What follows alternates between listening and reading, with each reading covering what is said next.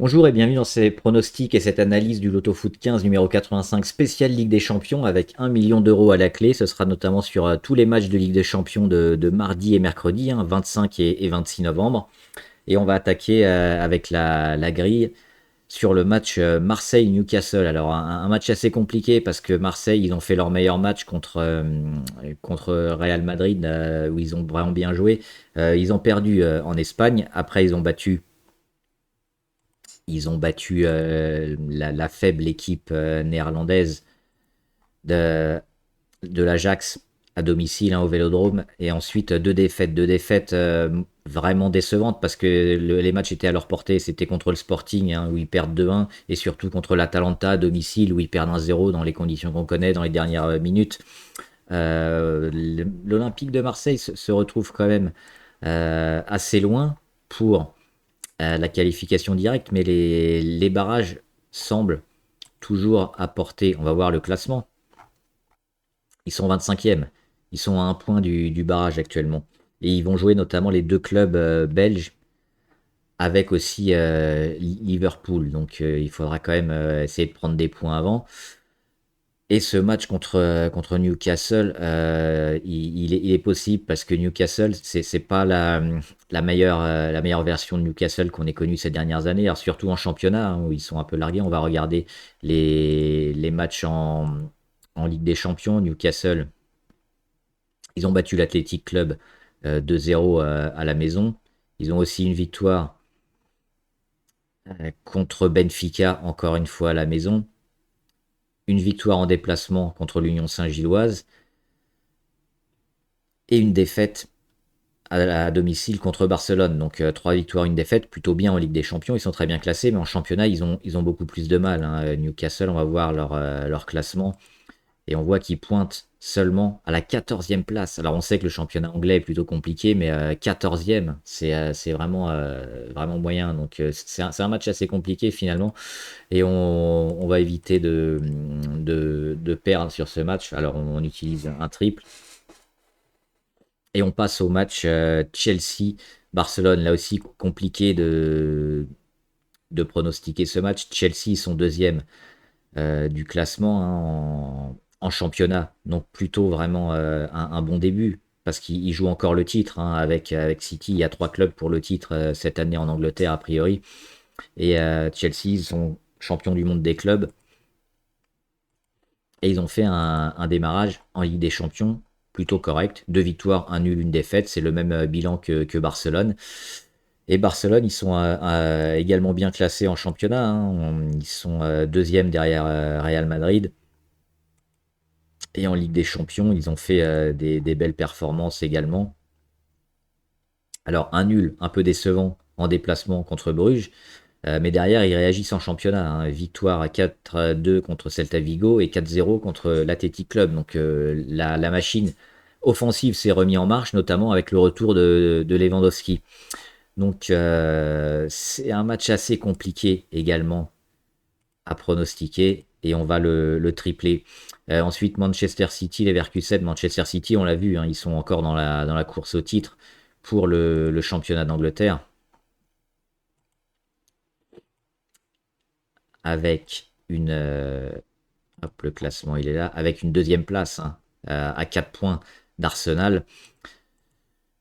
Et le Bayer Leverkusen, ils sont aussi plutôt bien classés avec une troisième place. Alors un peu plus loin, le Bayern s'enfuit, mais derrière, c'est serré. Le Bayern a 31 points, Leipzig 25, Leverkusen 23, Dortmund 22 notamment. Donc ils sont dans le groupe pour faire deuxième, on va dire, derrière le Bayern. En Ligue des Champions, qu'est-ce que ça donne en Ligue des Champions? C'est relativement moyen parce que c'est une seule victoire, 2 nuls et une défaite pour le Bayer Leverkusen. Le problème, c'est qu'ils vont se déplacer à Manchester City. Et Manchester City qui va plutôt bien. Alors 3 victoires, un nul. Et surtout, en championnat, on a vu une belle performance, mais toujours des matchs compliqués à l'extérieur. Les clubs anglais ont beaucoup de mal à s'imposer à l'extérieur. On l'a vu contre Newcastle, une défaite de Manchester City de 1, mais à domicile, c'est vraiment costaud. On va voir le bilan de Manchester City à domicile en championnat.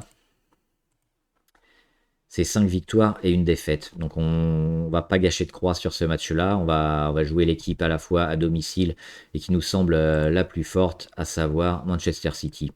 Naples-Karabakh, là aussi, on a une grosse, très grosse différence de niveau sur le papier. En plus, c'est Naples qui va recevoir. Alors même si Naples a quelques blessés, dont le Belge et meneur de jeu, De Bruyne, il y a quand même assez de joueurs pour se débarrasser relativement facilement de Karabakh, donc on va pas perdre plus de temps sur ce match et on jouera Naples en match sec. Slavia de Prague, Athletic Bilbao. Alors c'est un match qui pouvait a priori sembler déséquilibré.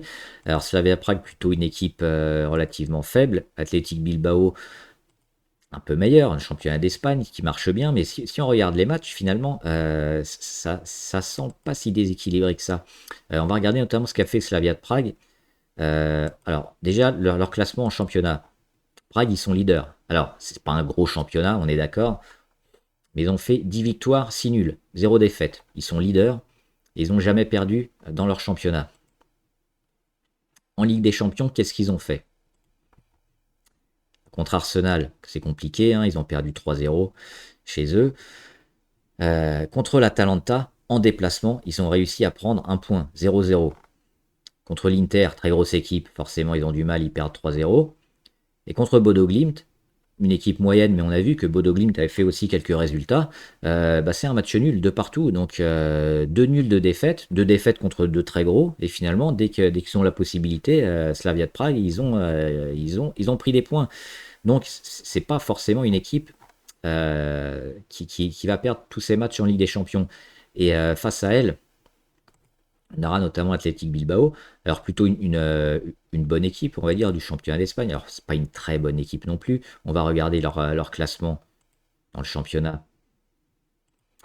Ils sont classés 9e, donc c'est une équipe de milieu de tableau. Mais surtout, si on regarde surtout les, les matchs à l'extérieur, l'Athletic Club a une victoire, un nul et 4 défaites. Et en Ligue des Champions, on va regarder le bilan de l'Athletic Club. Ils ont perdu en déplacement également à Newcastle. La victoire, c'était à la maison contre Karabakh. En déplacement, ils ont encore perdu à Dortmund. Et à domicile, ils perdent contre Arsenal. C'est-à-dire que dès qu'ils se déplacent, Bilbao, ils sont vraiment très faibles. C'est pour ça qu'on va jouer sur ce match-là un triple un peu spéculatif parce que beaucoup vont jouer Bilbao ou le nul est Bilbao. Mais vu les problèmes pour se déplacer de cette équipe, on va tripler le match. Bodo Glimt, Juventus de Turin, là aussi, on verrait plutôt un match assez déséquilibré avec l'avantage de la Juve. Est-ce qu'on va jouer forcément la Juve en sec? Peut-être pas. On va voir notamment les bilans de Bodo Glimt parce que en Coupe d'Europe, ils ont réussi à accrocher quelques résultats, notamment à la maison. Alors à la maison contre Monaco, ils étaient pas loin leur dernier match, ils ont perdu seulement 1-0. Ils n'ont pas été ridicules contre Monaco. Ils ont également pris un point contre Tottenham à la maison. Tottenham qui est plutôt une équipe correcte, alors pas une très bonne équipe d'Angleterre, mais une équipe quand même européenne, anglaise, c'est toujours des équipes compliquées à jouer. À la maison, ils ont pris un point, encore une fois. Alors à l'extérieur, contre Galatasaray, ils ont perdu. Mais en déplacement contre Prague, une équipe un peu plus à leur niveau, ils ont encore pris un point. Donc c'est une équipe accrocheuse. Et face à elle, on a la Juve. Alors on va juste voir le classement aussi de Bodo Glimt dans son championnat. Ils sont deuxième, à un point des Vikings. Donc c'est une équipe qui marche bien. Et face à elle, alors il y a l'ogre de Turin, mais c'était surtout un ogre il y a 4-5 ans. Et maintenant, c'est un peu devenu les champions du match nul. Et si on regarde en championnat ce que nous fait la Juve, c'est pas terrible. C'est seulement sixième. C'est 5 victoires, 5 nuls et 2 défaites. C'est une équipe qui fait beaucoup de matchs nuls. Elle avait encore fait un match nul contre Dortmund, on se souvient, c'était 4 partout, je crois. 3-3 ou 4-4. 4-4, il me semble, hein, en Ligue des Champions. On va vérifier. Ouais, c'était 4 partout à domicile contre Dortmund. Donc beaucoup de matchs nuls aussi pour la Juve. C'est pour ça qu'on va spéculer un peu et mettre ce match nul en plus sur le match de Turin. Dortmund, Villarreal. Alors là, c'est un match de deux belles équipes, juste un cran au-dessous des équipes capables d'être championnes. Dortmund, ils sont toujours derrière le Bayern, ils n'ont pas la capacité, hein, à jouer le titre probablement. On le voit souvent en championnat. On l'a vu, hein, le Bayern à 31, derrière 25, 23, 22, et donc Dortmund à 22. C'est pas complètement perdu, mais petit à petit, le Bayern est en train de faire le trou. Donc une belle équipe quand même de Dortmund, quatrième, qui va essayer de jouer la deuxième place, et qui en Ligue des Champions, est classé à la 14e place, donc plutôt en milieu de classement. Et Villarreal seulement 32e. Alors, 2 victoires, un nul, une défaite pour Dortmund. Villarreal a eu plus de mal, hein. Aucune victoire, un nul et 3 défaites. Il va falloir commencer à marquer des points côté Villarreal. Et Villarreal, si on regarde quand même, ils sont dans le championnat d'Espagne, donc dominés, ultra dominés par les deux gros, le Real et le Barça. Et si on regarde qui est-ce qui pointe derrière ces deux gros, aux surprises, c'est Villarreal, troisième. 9 victoires, 2 nuls, 2 défaites. Donc dans un championnat aussi plutôt compétitif. Derrière deux immenses clubs, on retrouve Villarreal, hein. Ça va être compliqué pour les autres, parce que Villarreal est plutôt un très bon club. Et donc ce match Dortmund-Villarreal, on se rend compte que c'est plutôt deux équipes à peu près similaires, du même niveau. Et si Dortmund a la capacité, hein, de peut-être jouer à domicile et d'être un peu plus porté par leur public, on ne peut pas éliminer non plus une victoire de Villarreal. Donc c'est un match également qu'on va tripler. Arsenal-Bayern, gros match entre ces deux équipes, parce que c'est tout simplement le premier et le deuxième de ce début de phase de Ligue des Champions. Ce sera mercredi. Ici, Arsenal-Bayern, on regarde le classement. Bayern premier, Arsenal deuxième, Inter troisième. Il n'y a que trois équipes qui ont tout gagné, 4 matchs, 4 victoires, et le Bayern et Arsenal en font partie. Alors, on pourrait tripler évidemment ce match. Pourquoi on va pas le tripler? Parce qu'Arsenal déjà va être à domicile et va recevoir. Et surtout, on regarde le bilan en Ligue des Champions. 11 buts marqués, 0 encaissés. Pas un seul but encaissé par Arsenal. Arsenal, ils sont également leaders du championnat d'Angleterre. Quand on connaît le niveau du championnat d'Angleterre, c'est peut-être leur saison. Alors soit pour le titre en Angleterre qui leur manque depuis bien des années, ou alors un coup en Ligue des Champions. Ils sont allés loin en Ligue des Champions, hein, l'année dernière. Ils ont fait vraiment une belle campagne. Ils continuent portés par les joueurs et surtout leur coach, hein, Arteta, qui fait vraiment du bon travail à Arsenal. Donc, on va donner un petit avantage quand même à Arsenal, mais on va mettre le nul également. Et on va pas mettre la croix sur le Bayern, hein, on a un Harry Kane assez phénoménal. Mais on va faire confiance aux locaux pour ne pas perdre et donc, au pire, concéder un match nul. Olympiakos, Real Madrid, là aussi, grosse différence de niveau. Alors oui, le Real a quand même un niveau de jeu assez moyen, pour pas dire mauvais. Il s'en sort souvent grâce à ses individualités. Mais la différence de niveau entre un club grec et le leader du championnat d'Espagne semble quand même assez énorme. On va regarder le classement de l'Olympiakos. Alors oui, ils sont premiers, 9 victoires, un nul, une défaite. Mais en Ligue des Champions, qu'est-ce qu'ils ont fait en Ligue des Champions, l'Olympiakos? Un nul contre PSV Eindhoven à la maison. Une défaite à Barcelone 6-1, une punition. Une défaite en Angleterre à Arsenal 2-0. Et un nul contre Paphos en Grèce à la maison. Donc c'est quand même relativement moyen. Donc oui, le Real ne joue pas bien, le Real est moyen. mais face à un adversaire plutôt faible comme l'Olympiakos, le Real devrait quand même remporter ce match. Atlético Madrid, Inter de Milan. Alors là, la première des croix à mettre, je pense, c'est le match nul. C'est vraiment le résultat qui a de grandes chances de sortir d'Atlético Madrid. Ils ont toujours un peu cette image qui leur colle à la peau d'équipe défensive. C'est toujours un peu vrai, même s'ils attaquent un peu plus ces dernières années. L'Inter, c'est une équipe très forte qui ne va pas forcément marquer beaucoup de buts à tous les matchs, mais elle va quasiment toujours marquer. Elle a une bonne défense également. Un des meilleurs gardiens, Sommer, dans les cages de l'Inter de Milan, qui pour moi est un des top gardiens au monde. On a quand même deux équipes qui vont être difficiles à bouger. Maintenant, on va quand même rajouter une croix et on va faire confiance plutôt aux locaux parce que l'Inter, ils viennent de subir une petite désillusion dans leur derby. Ils sont où l'Inter? Là, ils viennent de perdre contre Milan, Milan AC 1-0. Et en Ligue des Champions, alors c'est plutôt correct, une victoire contre Kairat Almaty, c'est un club quand même relativement faible, 2-1, ils auraient dû faire encore mieux, mais bon, Saint-Gilloise 4-0, assez facile. Euh, Atlético Madrid, Inter, ça c'était en match amical, ça avait déjà fait un match nul, mais bon, c'est un match amical. On a également Ligue des Champions contre Prague 3-0. Et l'Ajax 2-0. Donc l'Inter, ils ont tout gagné, mais face à eux, l'Atlético Madrid, c'est quand même autre chose. Et on va voir le classement avant en Italie. Quatrième, Inter, 24 points, à 3 points du leader. Donc vraiment une très belle équipe. Et l'Atlético Madrid qui pointe en championnat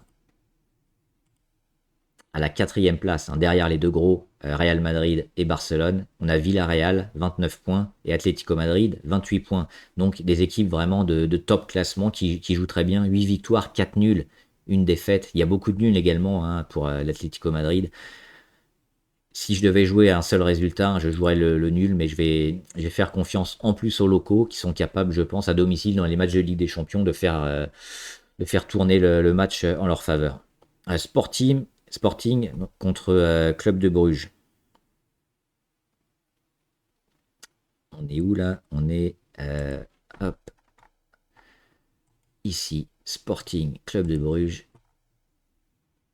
C'est ici. Sporting, ils sont plutôt très bien classés en championnat. On va les voir.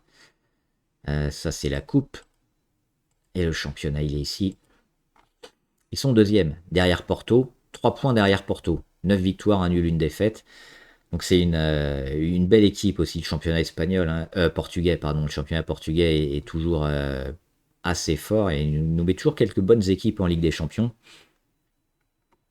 Et en Ligue des Champions, justement, qu'est-ce qu'ils ont fait le Sporting? On va voir ça. Et on se souvient, alors, on a eu un nul sur le terrain de la Juve, plutôt un bon point pris en déplacement. On se souvient évidemment de la victoire contre Marseille. 2 buts à 1. Alors, il y avait un carton rouge, mais ils sont quand même imposés contre Marseille. Avant ça, une défaite en déplacement sur le terrain du Napoli. Il y avait encore Kevin De Bruyne à cette époque, donc plutôt logique, mais c'est une toute petite défaite d'un seul but. Et ils avaient commencé facilement contre Kairat Almaty 4 buts à 1, donc plutôt bien classé en Ligue des Champions. Très bien classé également en championnat. Et leur adversaire, le problème, c'est que Bruges, le championnat belge, on le sait, pas tellement compétitif, même si ça s'est amélioré, c'est les deuxièmes. On va dire les trois premiers sont plutôt corrects, mais après c'est assez faible. On peut rajouter Anderlecht, mais Saint-Gilles, Bruges et Anderlecht, derrière c'est vraiment très faible. Donc 32 points pour Bruges, 4 points du leader. C'est une équipe qui marche bien. Et en Ligue des Champions, l'équipe de Bruges, elle avait accroché dernièrement Barcelone, 3 partout. On avait une punition au Bayern normal 4-0, un déplacement perdu à l'Atalanta. L'Atalanta qui est pas au mieux hein, cette saison, on l'a vu à la fois en championnat, à la fois en Ligue des Champions. Et surtout, le problème, c'est que Bruges en déplacement, c'est peut-être un peu moyen aussi. Et puis Monaco, elle avait battu Monaco en ouverture. Donc on sent qu'il y a un Bruges à domicile et un Bruges à l'extérieur. On va le voir ici en championnat. Avec 6 victoires, un nul, aucune défaite à domicile, mais à l'extérieur, 4 victoires, un nul, 3 défaites. Ça, c'est en championnat belge. En Ligue des Champions aussi, on a vu les matchs. Donc, compliqué, je pense, pour Bruges, ce déplacement. Il faudra plutôt miser sur les matchs à domicile pour ces clubs-là. Et on va miser sur le Sporting. Liverpool-Eindhoven.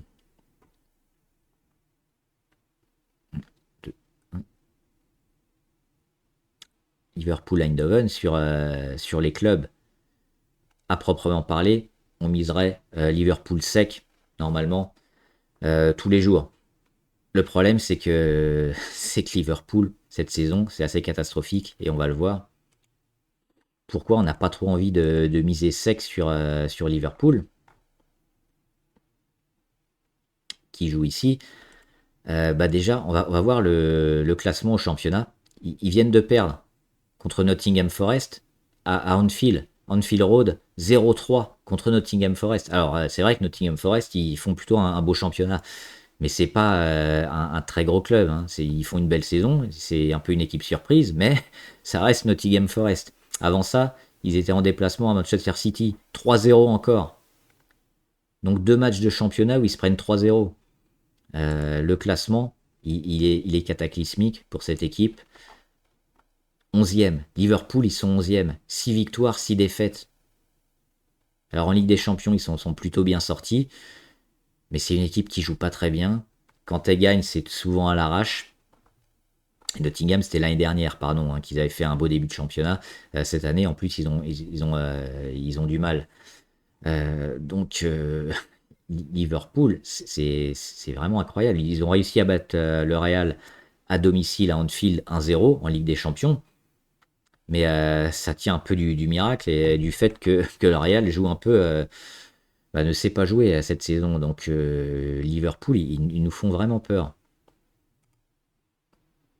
On va regarder le classement de Liverpool en Ligue des Champions. Alors plutôt bien classé, hein, 3 victoires, une défaite. Donc les matchs de Ligue des Champions, c'est passé. Eindhoven, une victoire de nul, une défaite. On va juste voir qui est-ce qu'ils ont affronté, les Anglais, en Ligue des Champions. Donc on se souvient hein, du match contre le Real, c'était à domicile. On sait, hein, les matchs de Ligue des Champions à Anfield, c'est toujours un peu particulier. Et avant ça, il y avait une belle victoire également à Francfort, 5-1 en déplacement. Mais on avait perdu contre Galatasaray en déplacement, 1-0 hein, en Turquie. Et la première journée, c'était une victoire à l'arrache contre l'Atlético Madrid 3-2. Il y avait eu 2-2 hein, à quelques minutes de la fin. Et puis Liverpool avait finalement forcé la décision. Donc c'est toujours des matchs accrochés, hein, 2-1, 2-1, 2-1, 1-0, 2-1. Donc on voit, ils n'arrivent pas à faire la différence et ils ont plutôt tendance à lâcher et à exploser. Et Eindhoven, alors est-ce qu'on peut jouer sur cette équipe d'Eindhoven finalement? Qu'est-ce qu'ils font en championnat Eindhoven? Bah, ils sont leaders. 13 matchs, 11 victoires, un nul, une défaite. C'est plutôt très solide. Et en Ligue des Champions, cette équipe, alors elle a pris un point en déplacement en Grèce. Alors moyen, parce que l'Olympiakos, on l'a dit, ils sont relativement moyens. Mais bon, c'est toujours un point de prix. Ils ont puni le Napoli 6-2 à domicile. Et c'est là où ils sont un peu relancés dans la course à la Ligue des Champions. Avant ça, on avait une défaite surprise à domicile. Alors celle-là, elle était un peu surprenante hein, contre l'Union Saint-Gilloise. Une défaite 3-1 aux Pays-Bas. Et j'en ai oublié un.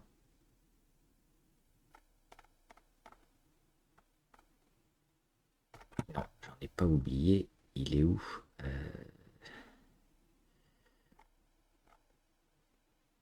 Ah si, il est là. C'est le déplacement à Leverkusen, un partout. Donc plutôt un gros club aussi.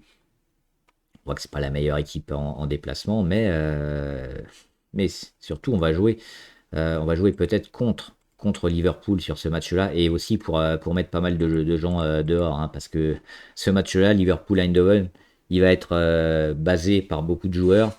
Ça va être un 1 fixe pour une grande majorité de joueurs. On va le regarder notamment ici, hein, sur le match. On a environ 86% des joueurs qui misent sur Liverpool, 9% de nuls, 5% pour Eindhoven.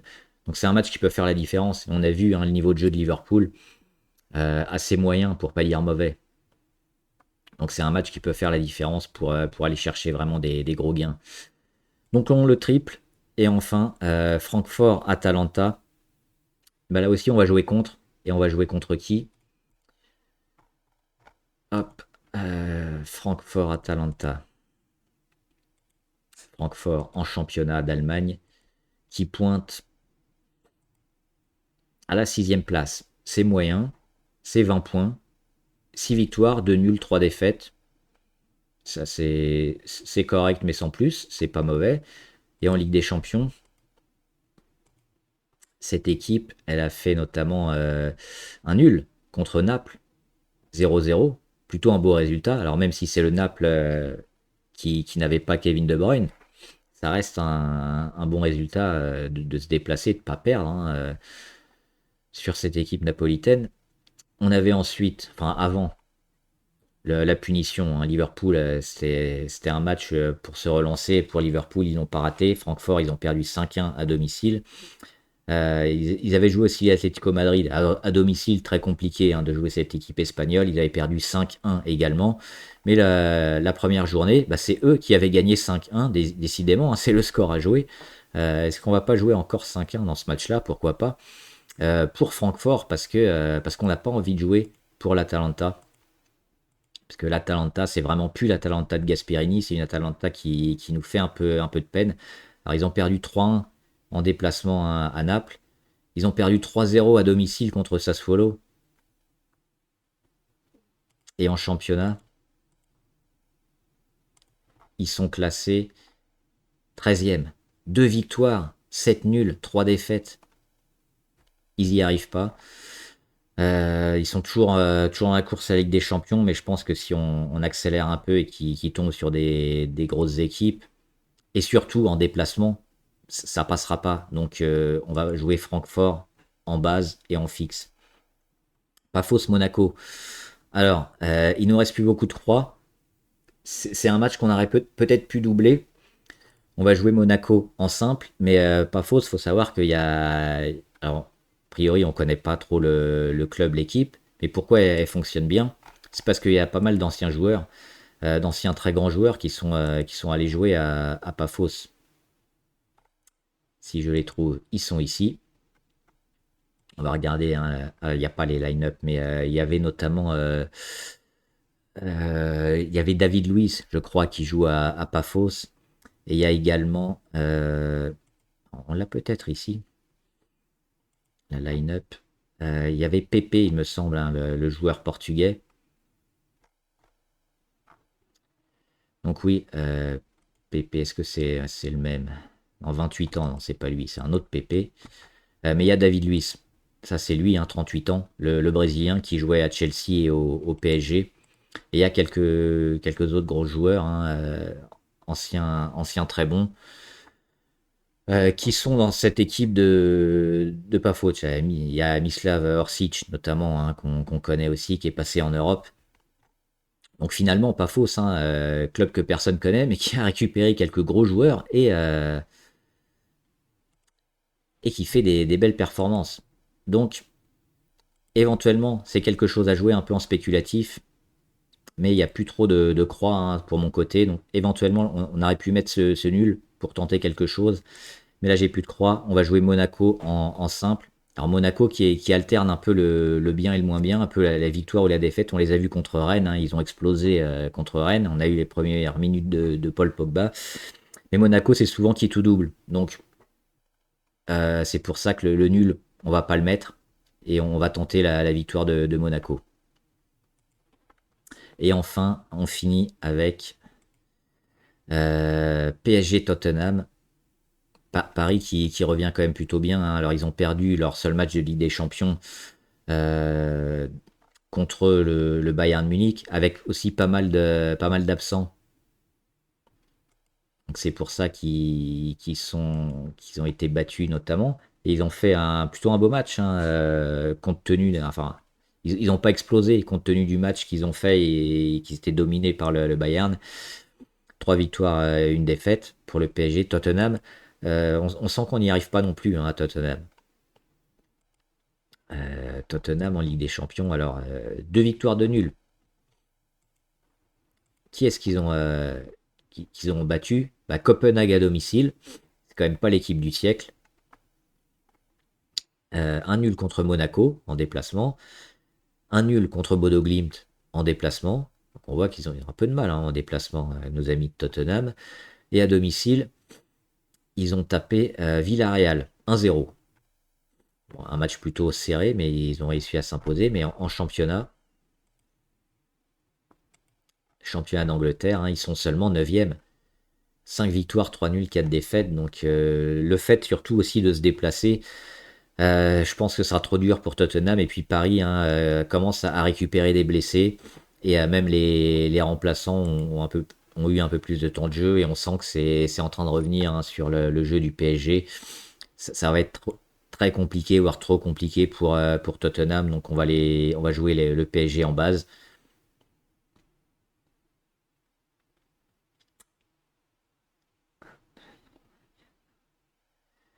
Et il me manque...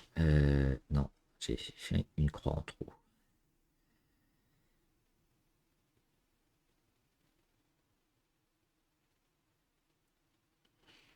Alors là, on a 5 triples et 3 doubles. Et je voulais jouer en 4 triples et 4 doubles. Donc il faut que je transforme un triple en double. Et c'était celui-là. C'était le match 7.